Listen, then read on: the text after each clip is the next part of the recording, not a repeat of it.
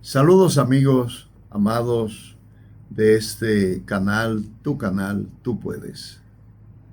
Como decimos siempre, es un estilo de este espacio y de estos tipos de espacios, decir, si no te has suscrito, suscríbete. Estamos produciendo material de guerra espiritual fundamentados en el libro de Nehemías.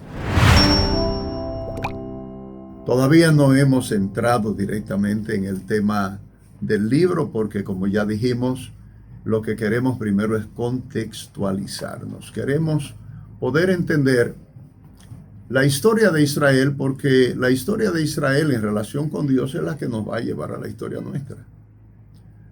Por mucho que digamos que sí, que Israel, que sí o que no, bueno, Israel es quien nos trae la palabra. Israel es el pueblo de las promesas. Israel es el pueblo de los pactos. Israel es el pueblo que le falla a Dios. Entonces, qué bien nos representa Israel, porque usted y yo no le fallamos a Dios en sentido del pasado, sino que le fallamos a Dios en el continuo de nuestra vida. Y como dice un pastor amigo, usted y yo somos carbones destinados a la nafre para quemar y ser consumido en ceniza, excepto que nos encontramos con el bombero, el que apaga el fuego. Con su sangre preciosa nos encontramos con Jesucristo.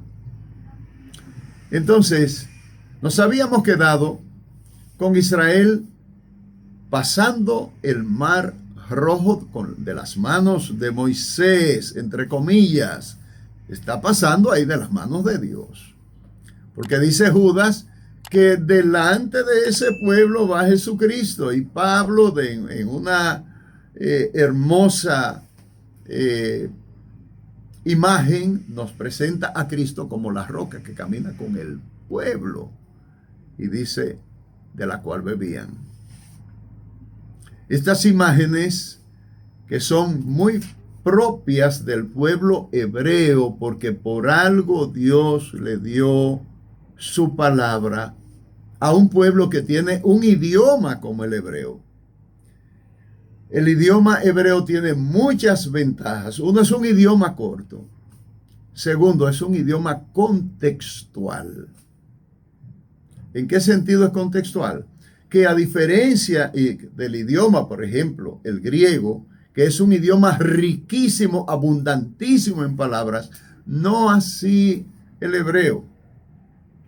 El hebreo, para decir, por ejemplo, un pediatra, el hebreo no tiene una palabra para pediatra, el hebreo tiene una palabra para decir el médico de los niños.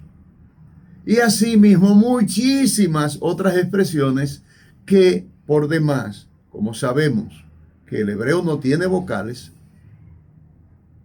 tiene simbologías que la pusieron luego los masoretas y las pusieron para facilitarnos a nosotros y a los que, como el mismo pueblo de Israel se iría a las naciones y perdería el idioma, les haría mucho mayor sentido tener simbologías, puntitos, rayitas, colocadas de manera conveniente para dar a entender las vocales. Pero para ellos no era necesario, el contexto le era suficiente, como por ejemplo, a mí me gusta decir que en español, si no tuviéramos vocales, nosotros pudiéramos decir, el niño juega con la BL. Y ya usted sabe que las dos vocales que van ahí no son dos A, sino que va una O y una A. El niño juega con la bola. Eso es comprensible. Pero si el hombre le tiró un tiro y la BL mató al hombre, entonces no fue O y A, bola, sino AA, bala. Le disparó una bala. De esa manera contextual, nos aseguramos de que tenemos el ambiente correcto y la comprensión de las circunstancias, que es muy buena para cuando nosotros explicamos algo. Me faltaron al respeto. ¿Dónde? Si tú tienes un contexto, te será muy fácil poder entender por qué te faltaron al respeto. Y los que te escuchan lo sabrán mejor. Pero bien, salimos con este pueblo, el pueblo de Israel, un pueblo al que Dios le ha dado un idioma conveniente. Le ha dado circunstancias convenientes y Dios usa a este pueblo para enseñarle a la humanidad que hay un Dios a favor, que hay una situación de rechazo, de distancia entre Dios y él, pero que él está dispuesto, conforme a un plan eterno, no un plan contingente, sino un plan eterno. Y quiero decir esto yéndome allí al texto de Génesis, para decir que Dios no fue sorprendido por el diablo, como tampoco fue sorprendido en la historia que nos cuenta Ezequiel, si vamos a creer que el texto de Ezequiel 28 nos está hablando del diablo. Si vamos a creer que ese querubín grande del que trata Ezequiel 28 es el diablo, es Satanás, ¿verdad? Y si vamos a creer que podemos creer, y yo creo, ¿verdad? Por razones que vamos a explicar obligatoriamente en el tema de la guerra espiritual, yo creo que de manera parcial, Ezequiel 28, en un momento, especialmente a partir del versículo 10, por ahí ya ese texto comienza a trascender. Como nosotros sabemos que la Escritura, especialmente en el texto de los profetas, hay muchísimos momentos, el mismo caso de los salmos. Tú vas leyendo un salmo y en un momento tú no sabes si David está hablando de él o está hablando de Jehová. Y tienes que detenerte y analizar para darte cuenta cuándo se hace la transición. ¿Por qué? Porque el poeta, el profeta, que muchas veces también ahora se fue esa palabra de poeta, muchas veces lo que nos da son poesías. Y nos habla en el idioma de el hombre que está usando palabras humanas para interpretar la palabra de Dios, que está utilizando mente humana para dar a entender a una mente infinita, y que está utilizando los sentidos humanos, su alma, para interpretar lo que él entiende que es la ira o el gozo, la alegría del Señor. ¿Con qué palabras lo hacen? Los profetas utilizan una cantidad, una ráfaga. No quisiera usar otra palabra, ¿verdad? Por decir, digamos, una catarata de palabras, todas sinónimas o parecidas en cuanto al ánimo que tiene el profeta cuando las dice. Cuando está enojado, dice, bueno, que a la mujer no le para que se le mueran los animales, que los pisen y los conviertan en estiércol, que es bueno como sucio de muladar. ¿Qué cosa no le sale por la boca al profeta? ¿Qué es lo que está diciendo? Que él entiende que esas acciones ofenden a un Dios que no debe ser ofendido. Y el profeta se siente incómodo, defraudado, y posiblemente, y yo creo que sí, que él está sintiendo el resultado de un Dios que está siendo maltratado por un pueblo vil, por una basura, ¿verdad? Por una cucaracha, un gusano, una babosa que está golpeando a ese Dios precioso, infinito, bueno, misericordioso, amoroso, que es el Dios nuestro.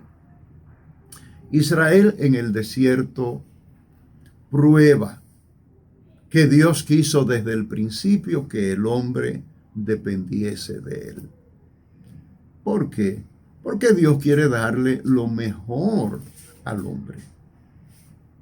Dice que fue creado para gloria suya, dice Isaías, para gloria mía, es decir, para esplendor mío. Cuando hablamos de gloria, hablamos de el esplendor, los adornos que hombres, creación hermosa, exuberante, magnífica, le atraen como adjetivos de calificación al Dios nuestro. Cuando nosotros vemos la creación, ¿qué tenemos que decir? Irnos en alabanzas. Los cielos cuentan la gloria de Dios y el firmamento anuncia la obra de sus manos. No hay más. No debería salir otra cosa que no fuesen alabanzas. Pero aparece Satanás. Aparece Satanás en la figura de uno de los nombres que Apocalipsis revela sobre ese ser, que dice el dragón, la serpiente antigua, el diablo, y allí aparece con ese nombre. ¿Será con esa figura? ¿Tendremos allí una simbología? Cualquiera que sea el punto, el detalle es que allí apareció el obstaculizador. Y él le pone un gran obstáculo a la relación de Dios y el hombre. Desde mi ángulo, quiero decir que hemos de suponer que Adán y Eva no tenían a Dios de la manera que nosotros lo tenemos hoy. Porque ahora nosotros somos templo de Dios. ¿Fuimos siempre templo de Dios? No. ¿Los ángeles son templos de Dios? No. Los ángeles tienen una morada especial que desde el texto bíblico nosotros tenemos que colegir y concluir en que así mismo eran Adán y Eva. Ellos estaban en el habitáculo Dios. Ellos vivían en Dios. Con una advertencia clara. El día que ustedes coman de ese árbol de pecado, ese día viene una ruptura inmediata porque en ustedes ustedes se llenarán de tinieblas. Y eso implicará el rechazo total de la luz. Ustedes me votarán. El texto le llama a eso morir. Por razones solamente de lenguaje, como nosotros conocemos morir, la falta de aliento, la paralización del corazón, la computadora cerebral anulada, hemos entendido que lo que Dios dijo fue: el día que ustedes coman de ese árbol de pecado, ustedes morirán, dejarán de respirar. Es evidente que Dios no estaba hablando de eso. ¿Por qué no estaba hablando de eso? Porque no ocurrió, nada más por eso. Porque Él dijo el día que pecaren. Él no dijo 900 años después. O 930, que fue cuando murió Adán. ¿Cuántos años tenía Adán cuando apareció en el huerto? Seguro que no tenía un año. Seguro que no tenía un minuto de haber sido depositado en la tierra. Era funcional. ¿Cuántos años tenía? ¿Cuántos años representaba? No sabemos. ¿Qué equivalía en años lo que apareció allí? No sabemos. Lo que sí sabemos es que contado desde cualquier momento que fuera, se le contaron 930 años. Él muere a esa edad. En alguna conversación Dios tuvo que haberle dicho que al lado de ese árbol había un árbol que se llamaba el árbol de la vida. Y lo que haría ese árbol si comían de él. Porque el texto evidentemente no lo dice. Pero si Dios, el Dios bueno, el Dios santo, el Dios todopoderoso, amoroso, el Dios que tiene un plan con la humanidad, le dice que ahí hay un árbol malo. Y el otro está al lado. Mira, el otro es el árbol de la vida. Satanás viene y se aprovecha de una realidad bíblica. Dios no le había enseñado y no le había permitido a Adán y Eva que ellos supiesen qué era lo bueno o lo malo. ¿Qué sabían ellos? Que ese árbol del pecado le traería consecuencias con Dios. ¿Qué tipo de consecuencias? Muerte. ¿Sabían ellos lo que era muerte? Se lo pudieron haber explicado. Como se le puede decir a una persona, mira, tú esa cosa amarilla que hace así como que flamea, eso es candela. Y si le pones la mano a eso, te vas a quemar. Bueno, ¿qué sabe la persona? Sabe que esa flama, fuego, candela, quema. Lo que él no sabe es qué es estar quemado. No lo sabe. En consecuencia, cualquiera lo pudiera convencer de que mete el dedo, que mete la mano, mete la mano. Y cuando él la meta, sabrá, como supo Adán, a lo que sabía el pecado. Dios se lo había dicho, eso es lo que hará el pecado, pero él no lo ha probado. Satanás lo lleva a probarlo bajo 3 promesas claras. No morirás. Te serán abiertos los ojos. Y la tercera, tendrás conocimiento como Dios, te harás igual a Dios. Esas 3 promesas le fueron dadas por el padre de mentira, Juan capítulo 8. El padre de mentira le habla a Eva, ¿verdad? Y aquí no vamos a satanizar a la mujer. La mujer estaba ahí. Los predicadores decimos que ella iba todos los días. Y que a lo mejor se pasaba muchísimo tiempo mirando, mirando el árbol, mirando el fruto del árbol. Y allí ella sucumbe. ¿Por qué? Bueno, el texto bíblico lo dice. No te acerques al borde, no te acerques al borde. No le des ocasión al pecado, huye de él. ¿Por qué el Espíritu Santo dice eso? Bueno, porque es que el Espíritu Santo fue que nos hizo. Él conoce cada detalle interno que Dios puso en nosotros. Puso Dios en nosotros la capacidad de pecar, pero por supuesto, porque si no, no hubiéramos pecado. Si no, no hubiésemos pecado. Esto nos lleva, por supuesto, al tema de la voluntad. Porque de no haber tenido voluntad y no tener conocimiento del pecado, no hubiésemos podido ser movidos fuera de la voluntad de Dios.